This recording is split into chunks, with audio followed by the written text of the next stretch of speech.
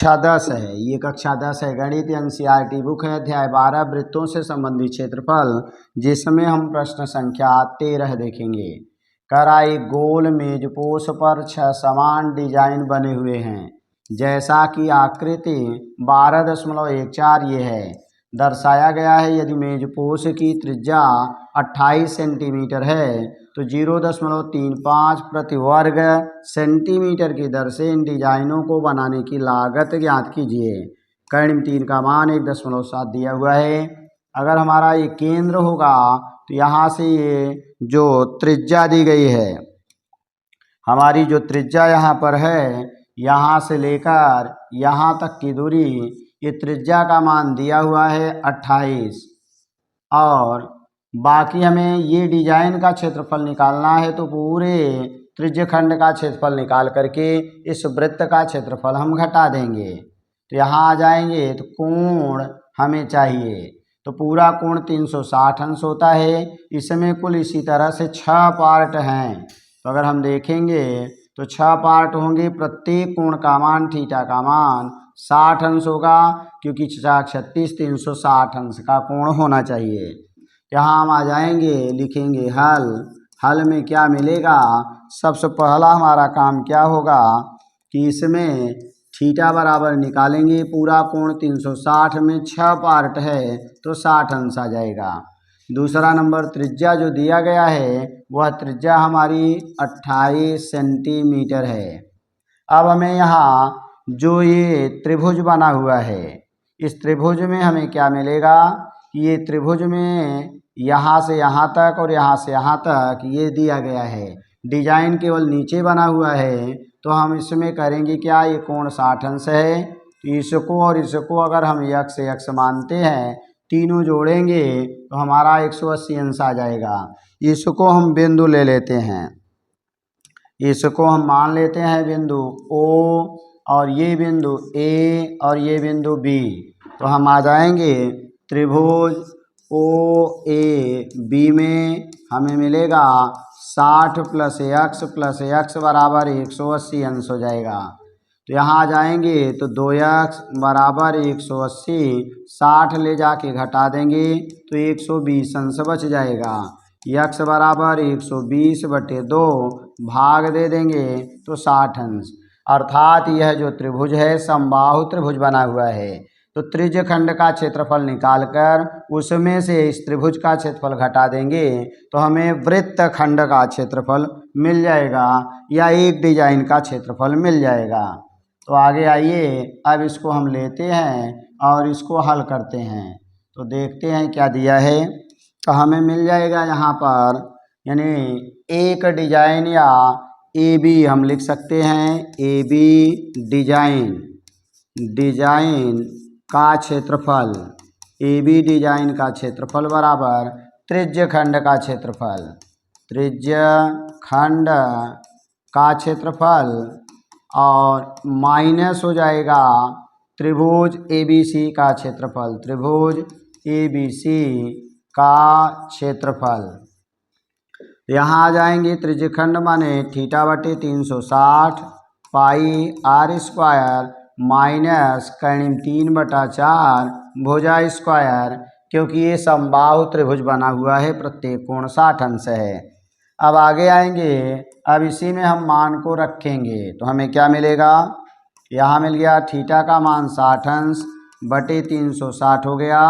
पाई का मान 1 दशमलव, और सारी पाई यहाँ नहीं दिया है तो हम 22/7 रख देंगे, और r माने 28 त्रिज्या है, और माइनस कर्ण 3/4 भुजा माने फिर वही 28 दूरी ही हमारी भुजा बन जाएगी। इस त्रिभुज में भुजा 28 मिलेगी।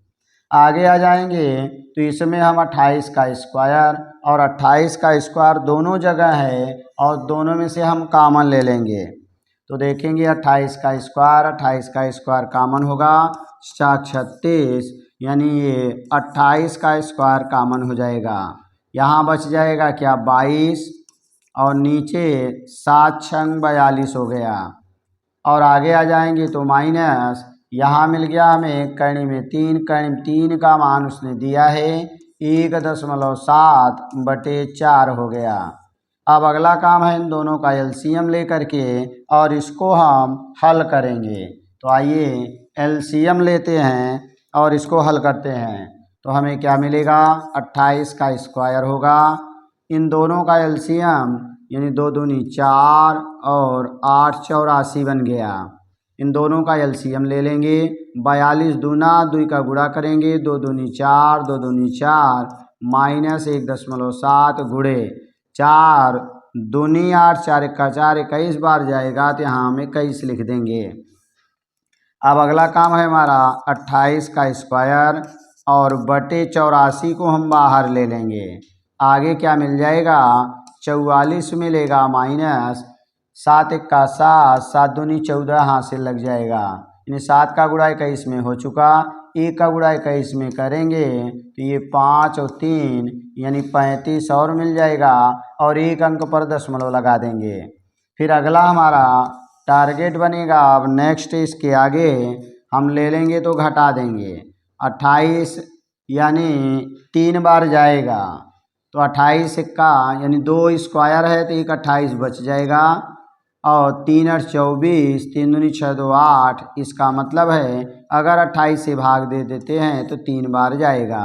तो हमें क्या मिला, यहाँ मिल गया 1 28/3। बाकी यहाँ आप घटाएंगे तो 10 में से 7 घटाएंगे तो 3 आएगा, 3 में से 13 में से 5 8 5 13 हो जाएगा और बाकी हमारा 1 अंक पर दशमलव लग जाएगा। अब आगे आ जाएंगे। ये तो हमारा क्षेत्रफल मिल गया एक डिजाइन का। कुल इसी तरह से 6 क्षेत्रफल आपको मिलेंगे क्योंकि आपने केवल AB के एक भाग का क्षेत्रफल निकाला।